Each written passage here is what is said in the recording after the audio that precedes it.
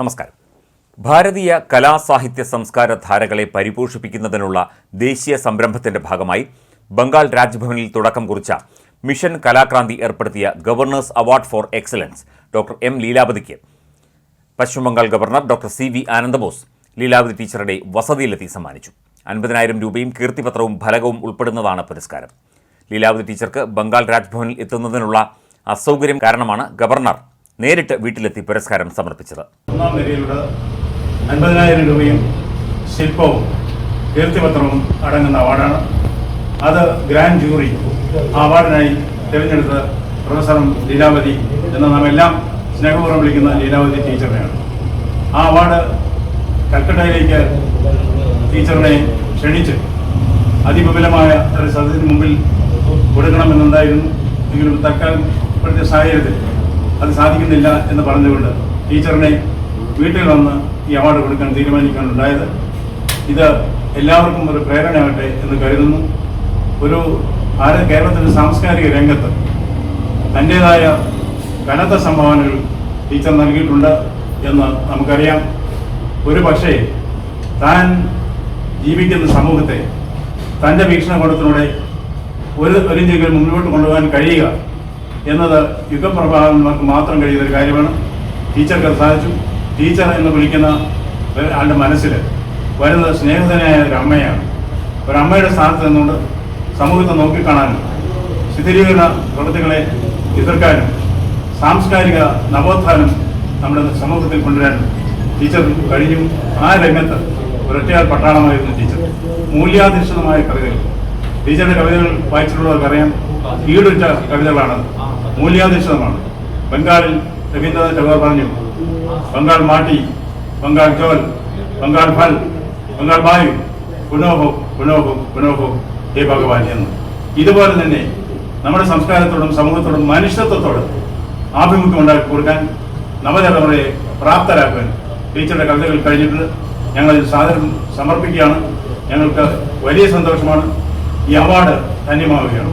സാധാരണഗതിക്ക് കന്യാത്മാക്കൾക്കാണ് award കൊടുക്കുന്നത്. Teacher ഈ award സ്വീകരിച്ചോടെ ഈ അവാർഡ് ധന്യമായി, സമൂഹം ധന്യമായി, സംസ്കാരം ധന്യമായി. സ്നേഹധനയായ ഒരു അമ്മയുടെ സ്ഥാനത്ത് നിന്നുകൊണ്ട് സമൂഹത്തെ നോക്കിക്കാണുകയും ശിഥിലീകരണ പ്രവണതകളെ ചെറുത്ത് സാംസ്കാരിക സമുന്നതിക്ക് ഊർജ്ജം പകരുകയും ചെയ്ത ഒറ്റയാൾ പട്ടാളമായിരുന്നു ലീലാവതി ടീച്ചർ എന്ന് ഗവർണർ സി.വി. ആനന്ദബോസ് പറഞ്ഞു. ടീച്ചർ ഇത് സ്വീകരിക്കുന്നതിലൂടെ ഈ പുരസ്കാരം ധന്യമാവുകയാണെന്നും ഗവർണർ കൂട്ടിച്ചേർത്തു.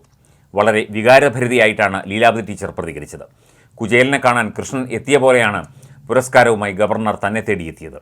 ഈ പ്രായത്തിൽ തനിക്ക് ലഭിക്കാവുന്നതിൽ വെച്ച് ഏറ്റവും വലിയ ബഹുമതിയാണ് ഇതെന്നും സ്വപ്നമാണോ യാഥാർത്ഥ്യമാണോ ഇത് എന്ന് തിരിച്ചറിയാൻ കഴിയാത്ത അവസ്ഥയാണെന്നും ടീച്ചർ പറഞ്ഞു. അത്യുന്നത പദവിയിലിരിക്കുന്ന ഒരു മഹാപുരുഷന്റെ ഹസ്തങ്ങളിൽ നിന്ന് സ്വീകരിക്കാൻ സാധിക്കുക എന്നത് ജീവിതത്തെ ഏറ്റവും വലിയ സൗഭാഗ്യമായി ഞാൻ കരുതുന്നു. ഞാൻ സ്വപ്നം കാണുകയാണോ യാഥാർത്ഥ്യമാണോ എന്നെനിക്ക് സംശയം തോന്നുകയാണ്. അത്രയധികം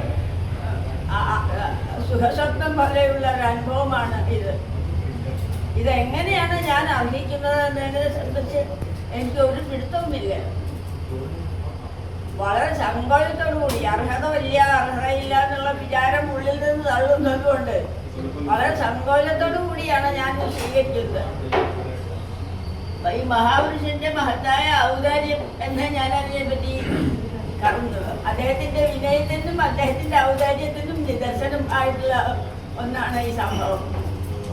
ഈ ഗൃഹത്തിൽ വന്ന് കുചേലൻ കൃഷ്ണനെ പോയി കാണുന്നതിന് പകരം കൃഷ്ണൻ കുചേലനെ കാണാമെന്നിരിക്കുമോ എന്ന് ഞാൻ ഇപ്പോൾ ഓർത്തുപോയി.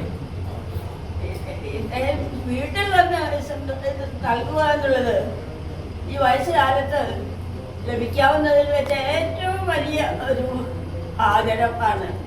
അതിന് ഞാൻ എങ്ങനെ നന്ദി പറയാൻ എനിക്ക് വാക്കുകളില്ല. കൂടുതൽ ഞാൻ ഒന്നും പറയാൻ ഈ സന്ദർഭത്തിൽ ശക്തയല്ല. ആരോഗ്യവും വളരെ നല്ലതല്ലാത്തതുകൊണ്ട് അധികം സംസാരിക്കാനും വിഷമം. എത്ര പറഞ്ഞാലും തീരാത്ത തരത്തിലുള്ള ആദരം എനിക്കുണ്ട് എന്ന് മാത്രം ഞാൻ വിനയത്തോടുകൂടി പറഞ്ഞുകൊള്ളട്ടെ. അങ്ങേക്കും കുടുംബത്തിനും പുത്രനെ വിശേഷിച്ചും എല്ലാ ഭാവുകളും നേരിടും.